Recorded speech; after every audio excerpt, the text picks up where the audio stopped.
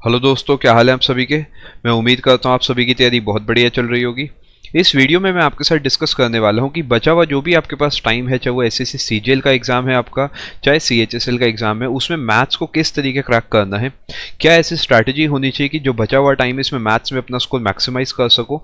तो सबसे पहला मेरा जो आपसे सवाल होगा, इस सवाल का आपको एक्चुअल में आंसर पता होना चाहिए कि फिलहाल आपकी प्रिपरेशन का क्या लेवल है। ये बहुत इंपॉर्टेंट सवाल है क्योंकि यहाँ पर ये सवाल बहुत मैटर करता है।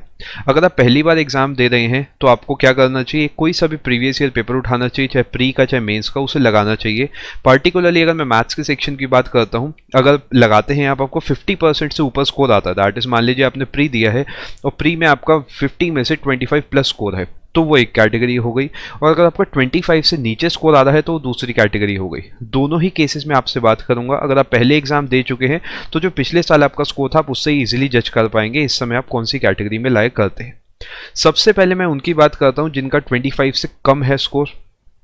सबसे पहले आपको एक बात समझनी होगी कि सिर्फ प्रैक्टिस से काम नहीं बनेगा। सबसे पहले आपको कॉन्सेप्ट्स पर फोकस करना ही पड़ेगा। कॉन्सेप्ट्स के बिना, किसी राइट एजुकेटर की स्ट्रैटेजी के बिना, गाइडेंस के बिना इस समय प्रॉब्लम वाली सिचुएशन में है आपको सबसे पहले जो कॉन्सेप्ट्स है चैप्टर वाइज पढ़ने हैं और उन्हें टॉपिक वाइज फॉलो करना। The key word is topic wise and type wise. इस पे आपको बहुत ज़्यादा फोकस करना है। अब वो टाइम नहीं है कि आप परसेंटेज लेके बैठ गए हैं और 300 सवाल प्रीवियस ईयर लगा रहे हैं, पूरी किताब कर रहे हैं। That is practically not possible. इस तरीके मुश्किल से आधा ही आपका सिलेबस हो पाएगा और एग्जाम आपके सिर पे होगा। टाइप वाइज फोकस करना है आपको। अगर मैं आपसे बात करता हूँ फॉर एग्जाम्पल मेंसुरेशन की, तो मेंसुरेशन में आपको पता है कि कौन से सो एंड सो टाइप के सवाल आते हैं। वॉल्यूम का आता है, टोटल सर्फेस आता है, कर्व सर्फेस आता है। जो सवाल आपके पैटर्न आपने बना लिए, दो 4 5 सवाल लगाओ, आगे बढ़ो। इसी टाइप से बाद में आप सिलेंडर करो, पिरामिड करो, प्रिज्म करो, ये फटाफट से अपना निपटाओ और मेंसुरेशन को बैक करके रख दो। ये स्ट्रैटेजी होनी चाहिए। इसके बाद प्रैक्टिस आपको कहाँ से करनी है वो भी मैं आपको बताता हूँ। अगर आपका स्कोर ऑलरेडी 25 प्लस है तो आप ये काम ऑलरेडी कर चुके हैं और इसका मतलब ये है कि जो कॉन्सेप्चुअल वे है वहाँ तक आप पहुँच चुके हैं एंड बस आपको इस समय प्रैक्टिस की स्पीड इंप्रूव करने की नीड है। स्पीड का मैं पार्टिकुलरली क्यों बोल रहा हूँ, क्योंकि मैथ्स जो इस बार पूछी गई है पूरे ही साल में जितने भी एग्जाम्स कराए हैं 2019 में टीसीएस ने, सब में एक ही कीवर्ड था, कैलकुलेटिव।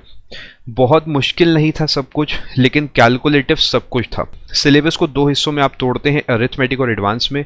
अब इसमें से कौन सा पोर्शन आपका वीक है उसे आपने ज़्यादा प्रैक्टिस करना है। दिन के अपने 3 घंटे बांध लो, चाहे वो 1.5 के दो सेट बांध लो, चाहे 3 का 1 सेट बांध लो, सुबह शाम या फिर सुबह या फिर शाम, डिपेंड्स अपॉन यू कि बाकी सब सब्जेक्ट कैसे चल रहे हैं। अगर आपकी एडवांस वीक है, 4 डेज आप दो एडवांस को। अब वो टाइम नहीं है कि हम संडे को भी काउंट करें, संडे को ब्रेक लें, बिल्कुल भी नहीं। और 3 डेज दो आप अरिथमेटिक को। अगर आपकी अरिथमेटिक वीक है तो आप इसे रिवर्स करके 4 डेज यहाँ दे सकते हो, 3 डेज यहाँ दे सकते हो। बट मेक श्योर जो भी आप टॉपिक पढ़ो, जैसा भी आप करो, make it in a very planned way. अपना सब चीज़ें प्लान से करो, टाइप वाइज ही करना, बहुत ज़्यादा डेप्थ में बिल्कुल भी नहीं जाना। अब जो की बात मैं आपको यहाँ पे बताने जा रहा हूँ वो ये है कि आपको जो प्रैक्टिस करनी है उसके लिए आप चाहो तो बुक से प्रैक्टिस कर सकते हो। 3 बुक्स इस समय आपको सामने दिख रही है। अगर मैं बात करता हूँ राकेश यादव सर की किताब, बहुत बढ़िया किताब है, आप इससे भी कर सकते हो। अगर आपके पास RS अग्रवाल है आप यहाँ से भी कर सकते हो। इस समय नई बुक लेने की बिल्कुल भी नीड नहीं है। अगर आपके पास इनमें से कोई भी किताब है, गो फॉर दैट बुक, उसमें से टाइप वाइज क्वेश्चन की प्रैक्टिस करो और फटाफट मूव ऑन करो। अब बात करते हैं कि प्रैक्टिस इससे ज़्यादा कहाँ से करी जाए, कि एग्जाम ओरिएंटेड वे में किस तरीके चीज़ों को संभाला जाए। जो आपको प्रैक्टिस करनी है वो करंट ईयर क्वेश्चन से करनी है। जो भी 2019 में जितने भी एसएससी ने आपके एग्जाम्स कराए हैं, चाहे वो सीजीएल है, सीपीओ है, कोई सा भी एग्जाम है, उन सब के पेपर्स आपको ऑनलाइन इजीली मिल जाएंगे। आपको सेट वाइज उन्हें लगाना है। जब आप सेट्स लगाएंगे आपको 2 4 5 सेट के बाद ही समझ आ जाएगा कौन सा ऐसा टॉपिक है जिसके सवाल आपके अधिकतर गलत हो रहे हैं। मान लेता हूँ मैं आपके अलजेब्रा के सवाल हैं जो कि अधिकतर आपको स्किप करने पड़ रहे हैं या फिर आपकी उसमें निगेटिव मार्किंग हो रही है। वहीं पर रुक के अपना जो 3 घंटे थे, 3 में से 2 घंटे तो इसी टाइप से प्रैक्टिस करते रहो। जो 1 घंटा बचा हुआ है उससे अपनी अलजेब्रा की प्रैक्टिस स्टार्ट कर दो। इससे क्या होगा कि आपका सिलेबस भी साथ साथ चलता रहेगा, कॉन्फिडेंस भी आता जाएगा कि जो भी आपने अब तक करा है वो एग्जाम ओरिएंटेड वे में एग्जाम के ही आप क्वेश्चन लगा रहे हो। मुझे उम्मीद है यहाँ तक आप सारी बात समझ गए होंगे। अब इससे भी की पॉइंट ये आता है कि अगर आपकी प्रिपरेशन में अभी आपको डर लग रहा है कि आपके ऐसे मल्टीपल टॉपिक्स हैं जो बचे हुए हैं, तो मेरा सीरियस सजेशन आपके लिए यही होगा कि आप किसी की गाइडेंस में तैयारी करो, क्योंकि इस समय आप रैंडम कुछ भी कहीं से भी सर्च करके पढ़ने का बिल्कुल भी टाइम नहीं है। लिमिटेड टाइम है, 4 सब्जेक्ट आपको अलग अलग फॉलो करने हैं, तो स्मार्ट वर्क होना चाहिए। उनकी गाइडेंस में आप पढ़ो जो एक्चुअली एग्जाम क्रैक कर चुके हैं मल्टीपल टाइम्स, और हज़ारों बच्चों को जो पढ़ा रहे हैं। Keep this in mind. आप अनअकैडमी प्लस पे तैयारी कर सकते हो, जिसके अंदर सभी एजुकेटर्स के सारे कोर्सेज इंक्लूडेड होते हैं एक सिंगल प्लान में। प्री, मेंस और डिस्क्रिप्टिव सभी एजुकेटर्स के सारे कोर्सेज, चाहे वो जनरल अवेयरनेस हो, मैथ्स हो, रीजनिंग हो, इंग्लिश हो, अभिनय सर, पवन राव सर, रानी मैम, वाइफा स्टडी, प्रतियोगिता मंत्रा, पूरे 1 साल का प्लान लेना जिससे डिस्क्रिप्टिव तक की आपकी टेंशन खत्म हो जाए। पूरे 1 साल का प्लान अगर आप कोड लगाते हो PMYT, बस आपको PMYT लिखना है। जैसे ही आप इसे लिखोगे आपको इस रेट में पड़ जाएगा।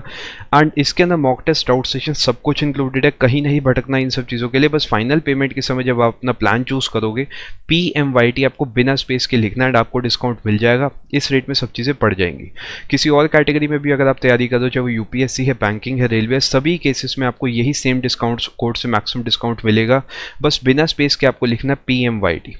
आई होप आपको वीडियो पसंद आया होगा। Thank you so much. God bless you. All the very best for your exam. Take care. Thank you so much.